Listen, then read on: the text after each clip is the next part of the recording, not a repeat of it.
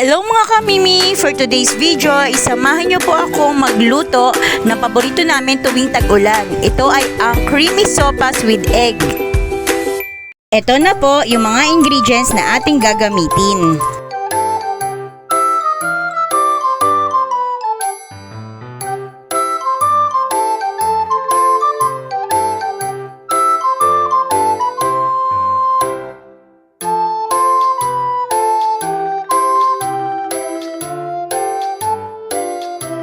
After nating ilaga ang breast chicken, hihimay-himay lang natin ito ng ganito. Ang susunod po nating gagawin ay magpapakulo na po tayo ng tubig na nilagyan ko na po ito ng mantika at konting asin. Pag kumulo na yung pinainit nating tubig, pwede na nating ilagay dito yung macaroni. After natin ilagay itong macaroni, hahayaan lang natin ito ng 3 minutes hanggang ito ay lumambot. Pagtapos ng 3 minuto, hahalu-haluin lang natin ito at titignan natin kung ito ay lumambot na. Tulad lang ng puso mong malambot na nagiging marupok kapag nandyan na at nagbabalik yung taong nanloko sa'yo. Kapag lumambot na, ang susunod natin gagawin ay isasala lang natin ang macaroni at tatanggalin ang tubig. Ang next step natin ay magigisa na tayo ng sibuyas at bawang.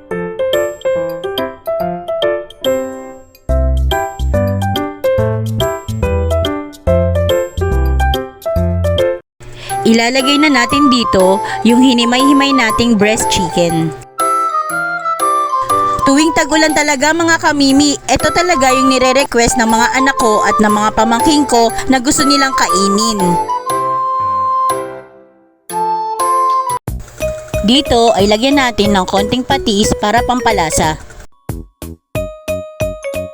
Sunod na din natin ilagay yung hotdog para igisa.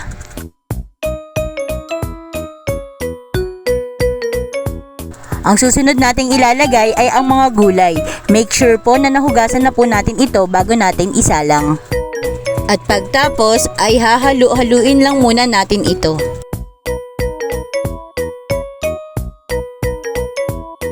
After nating halu-haluin, ilalagay na natin dito yung chicken broth.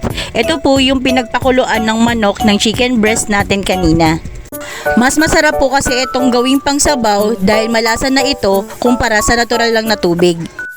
Madami ang ating macaroni kaya magdadagdag pa din tayo dito ng 2 baso ng tubig.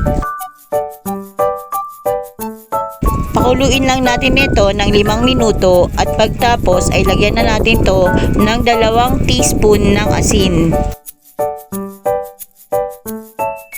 Ilagay na din natin dito ang pamintang durog, chicken cubes. Hahalu-haluin lang natin ito at pagtapos ay ilalagay na din natin yung Alaska evaporada.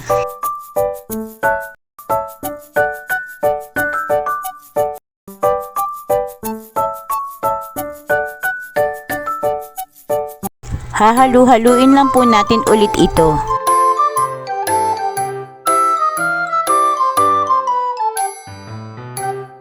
Ilagay na rin po natin yung magic sarap pampalasa.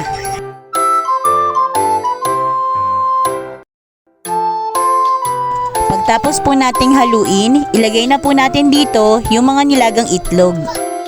After 3 minutes at pag ganito na ang itsura niya, luto na ang ating creamy sopas with egg. Pwede na natin itong kainin. Kung marami kayo sa loob ng bahay, maaari nyo rin itong subukan at pwede rin naman itong pang negosyo. Sa malamig na panahon, masarap talagang humigop ng mainit na sopas. Huwag lang yung mainit na ulo ng mister nyo kapag hindi nyo napagbibigyan. Oops, hindi napagbibigyan na gusto nilang pagkain sa tag-ulan. Wee! Sa mga bago pa lang sa channel ko, please like and subscribe and click the notification bell para updated kayo sa mga susunod kong video. Thank you for watching!